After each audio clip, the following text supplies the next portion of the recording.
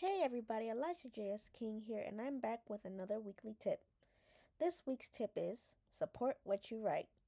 And by that I mean this.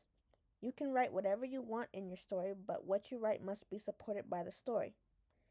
Think about it this way. When you were in school, or maybe you still are in school, regardless, more than likely you wrote essays. You probably had to write a thesis statement, which summed up your argument, and you spent your remaining paragraphs supporting that argument. Believe it or not, writing a story isn't that much different. You're still trying to say something and supporting what you're trying to say so the reader is convinced of it.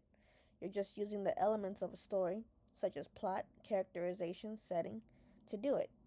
And if you are not convincing enough, the reader is not going to believe you. Let's look at this with an example. Say, for the sake of argument, that we have a character who we will name Bob. And as your character, you have decided that Bob is a coward who runs from every conflict. That's fine. But let's say you write a scene where Bob runs away from a mouse. That's fine. But now let's say in the next scene you have Bob bravely fight off an assassin. Now things are not fine. Why? Because you, as the writer, have told the reader and reinforced to the reader that Bob is a yellow-bellied coward who is scared of his own shadow. For him to just suddenly grow a backbone and want to throw hands is unrealistic, and it goes against the argument that you previously proved to us. You might say, Elisha, you told me I can write whatever I want. And to that I say, no, you can only write whatever you want if you support it properly. In the next example, in the example I gave, Bob went from 0 to 100 from one scene to the next. That's not realistic character growth.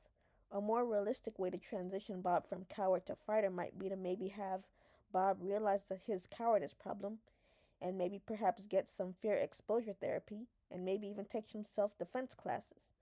You don't have to do it exactly in that way, but the point is you want to plant stepping stones that make the final result believable to the reader. I think sometimes as writers we get so caught up in trying to make certain things happen to our characters that we forget that some things have to happen at their own pace. There's a timing for everything, and with every story, timings aren't the same. In one story, you might be able to get away with one thing that you can't get away with in another. You have to have discernment to tell.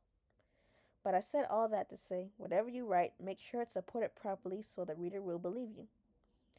Anyways, that's all on that tip. As always, remember that all writing advice is situational.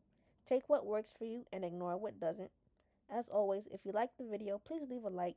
If you really like what I'm doing here on this channel, please consider subscribing or buying my book and the soundtrack albums that go along with it. Bye bye for now, and see you in the next one.